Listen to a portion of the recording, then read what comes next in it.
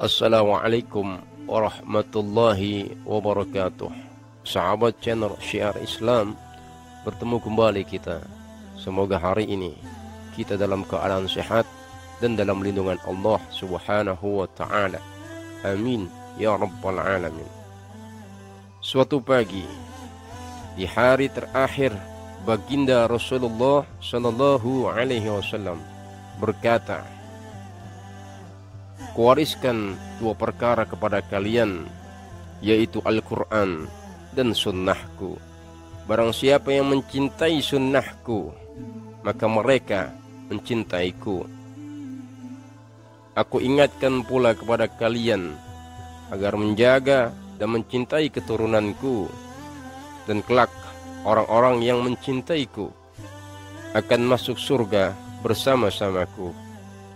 Khutbah singkat itu diakhiri dengan pandangan Rasulullah sallallahu alaihi wasallam yang teduh dan tenang, menatap satu persatu mata sahabat-sahabatnya. Terlihat sahabat Abu Bakar radhiyallahu anhu membalas pandangan dengan mata yang berkaca-kaca. Sahabat Umar radhiyallahu anhu menahan nafas dan tangisnya dengan begitu kuat. Sahabat Utsman radhiyallahu anhu menghela nafas sepanjang-panjangnya. Sahabat Ali radhiyallahu anhu menundukkan kepala sedalam-dalamnya. Isyarat itu telah datang. Saat perpisahan telah tiba.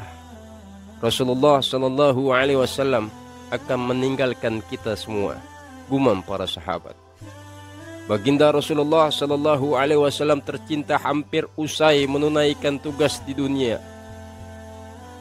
Tengah hari itu, seiring meningginya matahari, di rumah baginda Rasulullah sallallahu alaihi wasallam terdengar suara memberikan salam dan meminta izin untuk masuk dan bertemu dengan baginda Rasulullah sallallahu alaihi wasallam. Namun permintaan itu ditolak oleh Sayyidah Fatimah radhiyallahu anha. "Maafkanlah, ayahku sedang demam." Dan Rasulullah sallallahu alaihi wasallam mendengar jawaban Fatimah radhiyallahu anha dan beliau berkata, "Siapakah yang datang itu, wahai anakku?" "Aku tak tahu, wahai ayah. Sepertinya baru kali ini aku melihatnya." Rasulullah sallallahu alaihi wasallam menatap putrinya dengan menggetarkan satu-satu bagian wajahnya seolah hendak dikenang. Dan beliau berkata, "Ketahuilah, dialah yang memisahkan pertemuan di dunia. Dialah malaikat maut." Fatimah pun menahan ledakan tangisnya karena mengetahui ajal ayahnya sudah semakin dekat.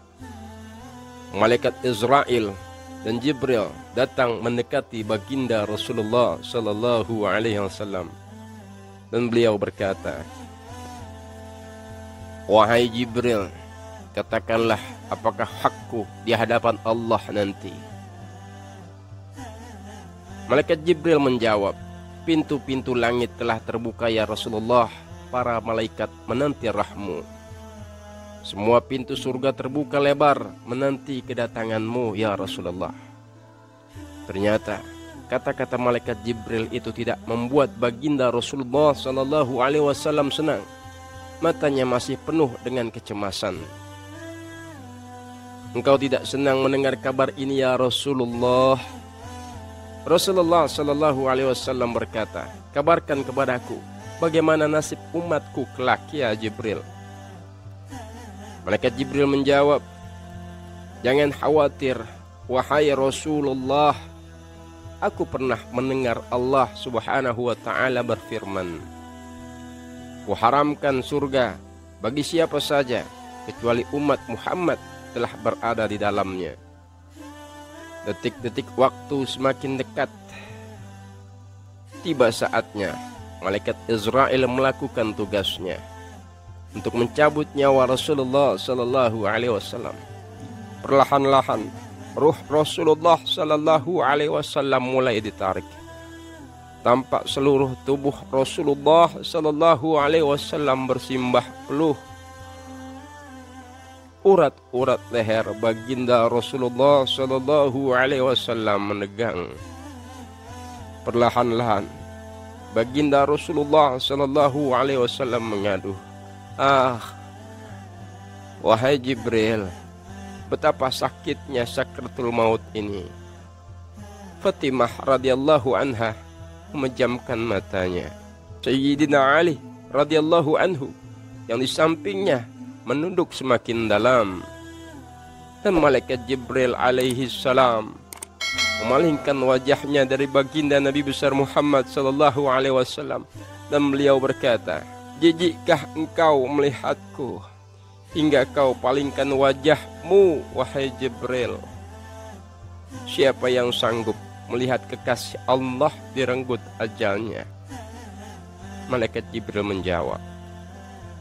Lalu sebentar kemudian terdengar Rasulullah sallallahu alaihi wasallam memekik, karena sakit yang tak tertahan lagi. Rasulullah sallallahu alaihi wasallam berkata, "Ya Allah, dahsyat sekali maut ini. Timpahkan saja semua siksa maut ini kepadaku, jangan kepada umatku, ya Allah." Badan Rasulullah sallallahu alaihi wasallam mulai dingin. Kaki dan dadanya sudah tak bergerak lagi. Bibirnya bergetar seakan hendak membisikkan sesuatu.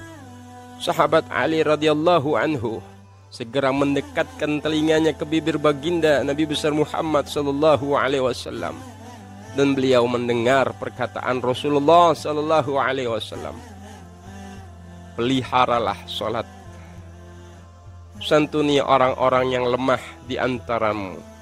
Di luar pintu, suara tangis mulai terdengar bersahutan. Para sahabat saling berpelukan.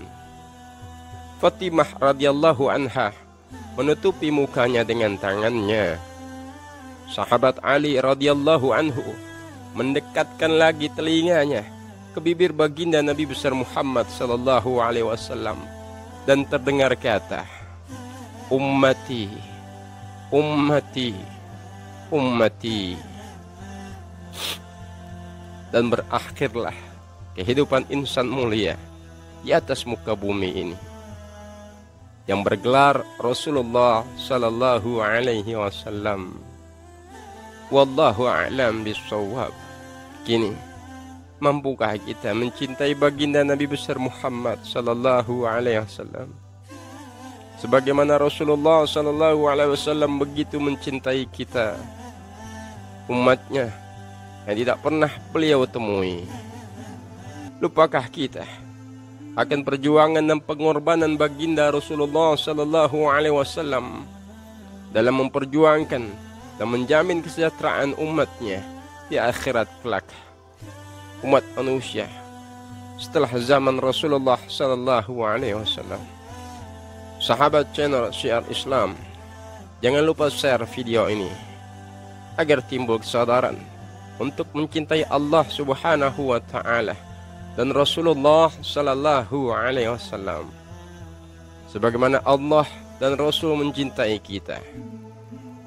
Sadarlah bahwasannya segala sesuatu selain daripada Allah Subhanahu wa taala dan Rasulullah sallallahu alaihi wasallam hanyalah fana belaka.